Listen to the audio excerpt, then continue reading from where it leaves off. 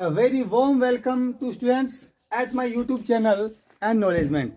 आपको यहाँ पे 10th और 8th क्लास स्पेशली जो बॉडी क्लासेस हैं उनकी मैथमेटिक्स के बारे में आपको जानकारी दूंगा मैं। ठीक है, स्पेशली 10th क्लास के लिए। 10th क्लास के लिए ये हमारे एक्सरसाइज हैं।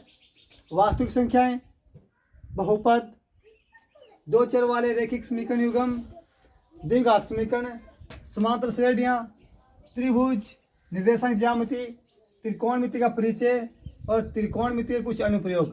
और उसके आगे हैं वर्त, रचनाएं और वृत्तों से संबंधित क्षेत्रफल, पृष्ठीय क्षेत्रफल और आयतन।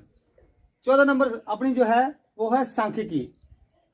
सबसे मोस्ट वाली एक्सरसाइज इसलिए है क्योंकि सबसे ज्यादा नंबर की एक्सरसाइज यही आती है, सांख्यिकी। और उसके बाद है प्रायिकता, सबसे इजी एक्सरसाइज।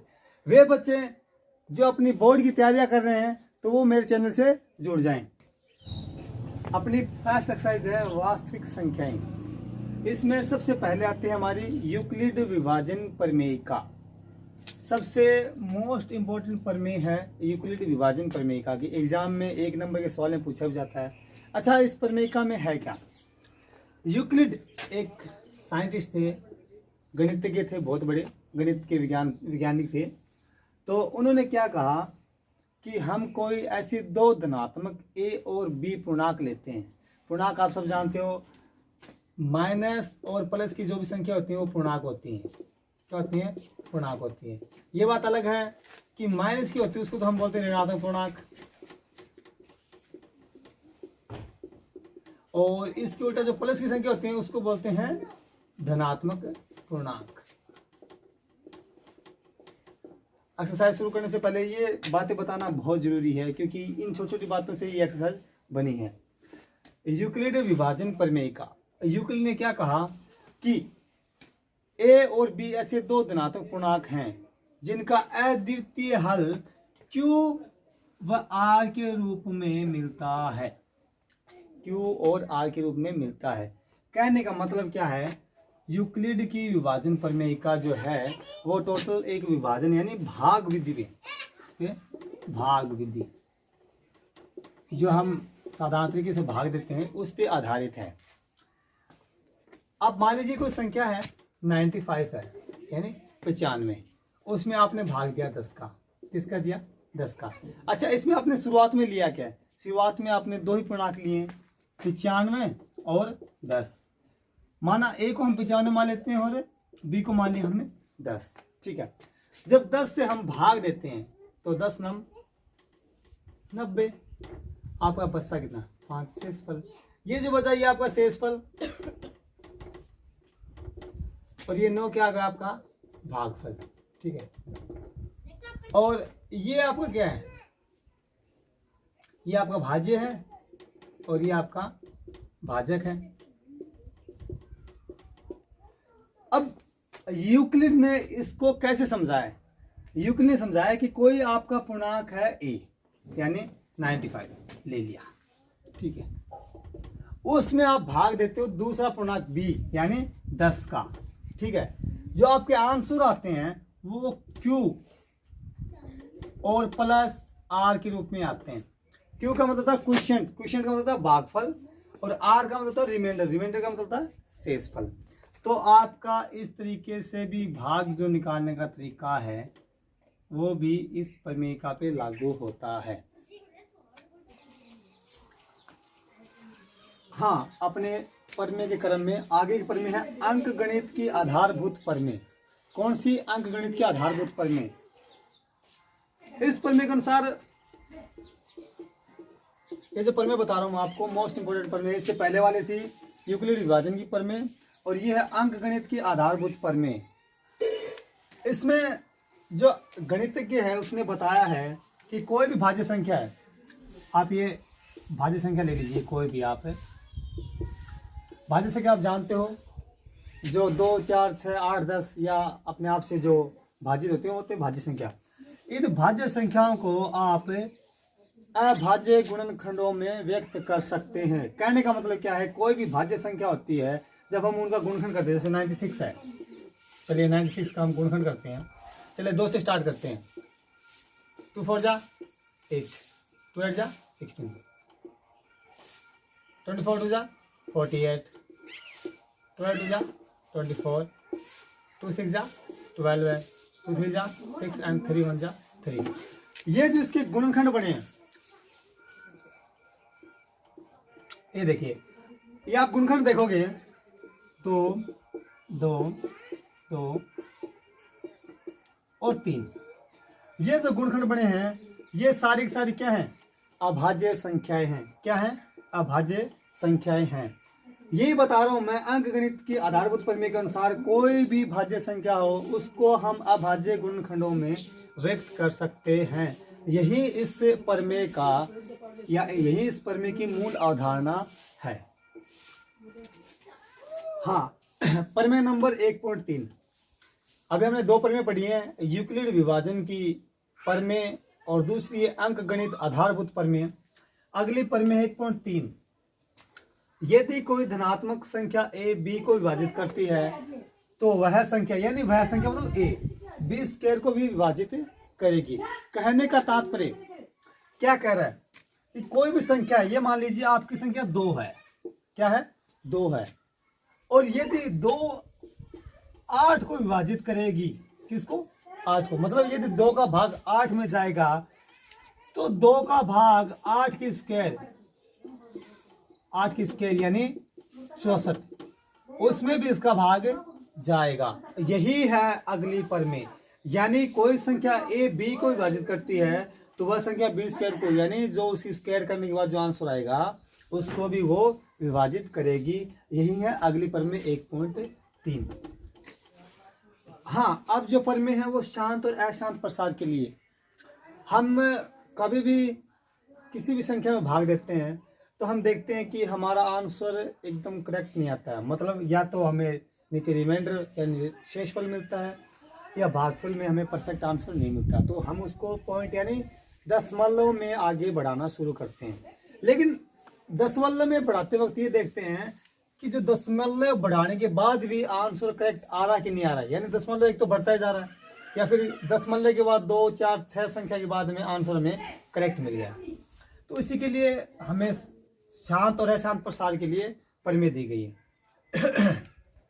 पहली प्रमेय देखिए कि मान लीजिए x एक ऐसी परिमेय संख्या है जिसका दशमलव प्रसार शांत है। आपको पहले बोल दिया है कि x कोई परिमेय संख्या है और परिमेय संख्या को आप जानते हो, प्रमेय को आप p/q में लिखते हो। p/q की मतलब कि आप ऊपर वाला हो गया अंश और नीचे वाला हो गया आपका हर। ठीक है। और आपको पता है कि जब कोई भी संख्या हम भिन्न में लिखते हैं तो उसका मतलब होता है उससे वह संख्या विभाजित हो रही है, यानी उसमें वह उसका भाग जा रहा है, यानी अंश में हर का भाग जा रहा है। तब x को p/q के रूप में व्यक्त किया जा सकता है। चलो हमने कर दिया, p/q के रूप में व्यक्त कर दिया। जहां p और q क्या है? अभाज्य संख्या है। p और q क्या है? दोनों क्या है? अभाज्य संख्या है। दोनों क्या है? अभाज्य संख्या है। तथा q का अभाज्य गुणनखंड 2n और 5m के रूप का है। कहने का मतलब क्या है कि आपने कोई संख्या ली है, ये मान लीजिए आपकी पहली संख्या हो गई एक अभाज्य संख्या, मान लीजिए 13 हो गई। ठीक है। और दूसरी संख्या हो गई आपकी 25। क्या होगी? 25। या ये मान लीजिए आप नीचे और कोई अगर आप अभाज्य संख्या लेना चाहते हैं तो आप 5 ले लीजिए। ले लिया हमने, क्योंकि 5 क्या है? अभाज्य संख्या है। अब बोला क्या है कि q का अभाज्य गुणनखंड, तो हमें q जो मिला वो क्या मिला? 5 मिला है। और p की जगह क्या है? p की जगह 13 है और q की जगह क्या है? 5 है। q का गुणनखंड 2n और 5m के रूप के। मतलब क्या कह रहा है ये? यहाँ देखो क्या कह रहा है कि या तो उसका जो घातांक है पावर, या तो वो सॉरी मिस्टेक हो गया।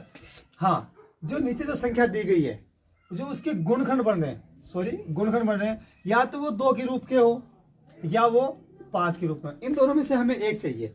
तो देखो यहाँ देखो, गौर से देखो कि 13 अभाज्य संख्या है और जो नीचे 5 है वो भी क्या है? एक अभाज्य संख्या है। और हमें गुणनखंड क्या चाहिए? 2 के या 5 के चाहिए। जो परफेक्ट हमें क्या मिल रहा है? 5 का गुणनखंड मिल रहा है। और यही इसी शर्त में बोला है कि अगर 5 का गुणनखंड मिल रहा है तो वो संख्या क्या होगी? वो संख्या होगी एक शांत प्रसार की संख्या। मतलब उसका दशमलव प्रसार शांत होगा।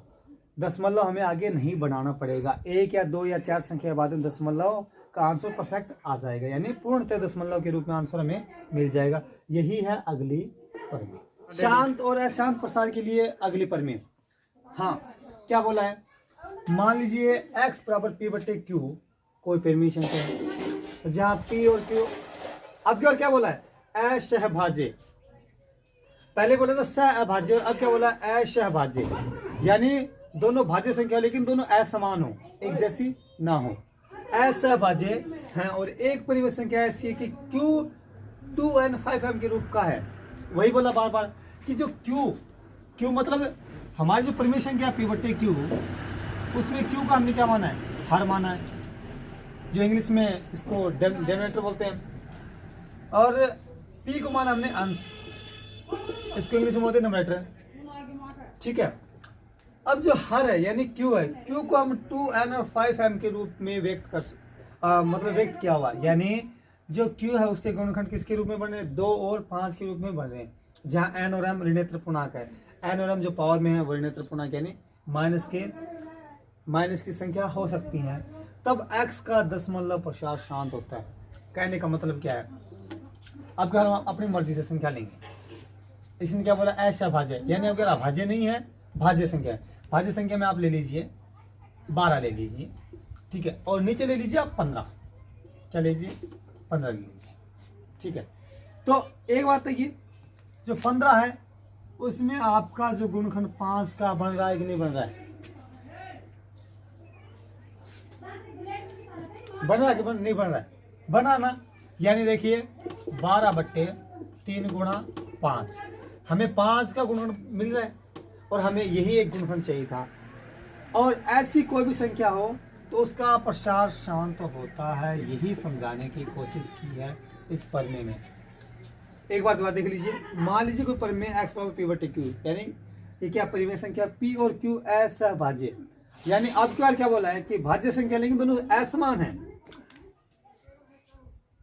हाँ, एक परिमेय संख्या ऐसी है कि q 2n और 5m के रूप का है, मतलब जो q यानी अंश p बटे q में जो q है, सॉरी जो q है हर है, वो जो हर है उसका हमने जो गुणनखंड किया किसके? 2 और 5 के रूप में हो सकते हैं, 2 में हो सकते हैं, 5 में हो सकते हैं। तो आपको यहाँ पे किसके रूप में मिल रहा है? 5 के रूप में मिल रहा है। यदि ऐसा कभी भी मिले तो उस संख्या का दशमलव प्रसार क्या होगा? शांत होगा। आपको दशमलव प्रसार निकालने की जरूरत नहीं है, आप सीधा कह देना कि इसका दशमलव प्रसार शांत होगा। इस चैप्टर की अंतिम प्रमेय यानी लास्ट प्रमेय और दशमलव प्रसार से जुड़ी हुई प्रमेय क्या बताया? मान लीजिए x बराबर p बट्टे q, जहाँ p और q अभाज्य संख्या है। ये बैकग्राउंड में थोड़ी नॉइज आ रही, तो आई थिंक जो भी स्टूडेंट्स देख रहे हैं वो डिस्टर्ब नहीं हो रहे हैं। हाँ, मान लीजिए x बराबर p बट्टे q, जहाँ p और q अभाज्य संख्या है। एक परिमेय संख्या इस प्रकार की है कि q का अभाज्य गुणनखंड 2n 5m के रूप का नहीं है। देखिए, ये आप लाइन की तरफ गौर से देखिए कि q का अभाज्य गुणनखंड 2n 5m के रूप का नहीं है। मैंने बताया आपको p बट्टे q क्या होती है? परिमेय संख्या होती है, पता आप सबको, ठीक है। और हमें जो अभाज्य गुणनखंड करने हैं वो किसे करने हैं? q के। और q को हम ऑलरेडी क्या मान रहे हैं? एक भिन्न के रूप में हर मान रहे हैं। और p बट्टे q को यदि हम एक भिन्न माने तो जो p हो जाएगा वो हो जाएगा अंश और q हो जाएगा वो हो जाएगा हर, यही तो है। अब बोला क्या? मान लीजिए x बराबर p बटे q, जहाँ p और q अभाज्य संख्या है। एक परिमेय संख्या इस प्रकार की है कि q का अभाज्य गुणनखंड 2n 5m के रूप का नहीं है। यहीं पे बात होती है, जहाँ n और m ऋणात्मक पूर्णांक है, यानी जो गुणनखंड हो रहे हैं, जिस भी संख्या के हो रहे हैं उसके जो गुणनखंड हो रहे हैं, एक गुणनखंड n प्रकार का और एक m प्रकार का, वो गुणनखंड ये मान लो कि ऋणात्मक पूर्णांक है, और ऋणात्मक यानी नेगेटिव चार्ज उन पे, यानी माइनस की संख्या है जो घातांक में है, उससे कोई फर्क नहीं पड़ता। हाँ देखिए, जो गुणनखंड है वो 2n और 5m के रूप का नहीं है। लिख लीजिए 10/3 यानी 10/3। अब देखिए आप 3 जो है क्या वो 2 और 5 के रूप का गुणनखंड बन रहा है? बन रहा नहीं बन रहा? नहीं बन रहा। तो इस प्रकार की संख्याओं का प्रसार होगा अशांत और आवर्ती। मैंने चैप्टर के शुरू में ही ये बात बता दी थी कि जो परमें हैं वो काफ़ी इम्पोर्टेंस रखती हैं, यानी उनका काफ़ी महत्व है इस चैप्टर में। परमें से सब कुछ डिक्लेयर हो जाता है और लगभग हर बार आपकी ईयरली एग्जाम में पूछा जाता है, एक परमें जरूर पूछी जाती है, चाहे तो वो आधारभूत वाले परमें हो, यूक्लिड विभाजन वाले हो, या फिर दशमलव के लिए शांत या अशांत प्रसार के लिए, लेकिन पूछी जाती है। आई थिंक सब बच्चों को अच्छे से समझ में आ रहा है। दोबारा देख लीजिए, मान लीजिए x बराबर p बटे q, जहाँ p और q अभाज्य हैं, p और q दोनों क्या है, अभाज्य संख्या है, लेकिन इसमें जो q के अभाज्य गुणनखंड है वो 2n और 5m के रूप नहीं हो रहा है, तो 3 वो अभाज्य संख्या है। लेकिन मोस्ट जो इंपॉर्टेंट बात है वो ये है कि इसका जो गुणनखंड है वो 2 और 5 के रूप का नहीं हो रहा, तो इसका जो दशमलव प्रसार होगा वो होगा अशांत और आवर्ती होगा। तो बच्चों को ये एपिसोड काफ़ी पसंद आया होगा, so like, subscriber and share जरूर करें।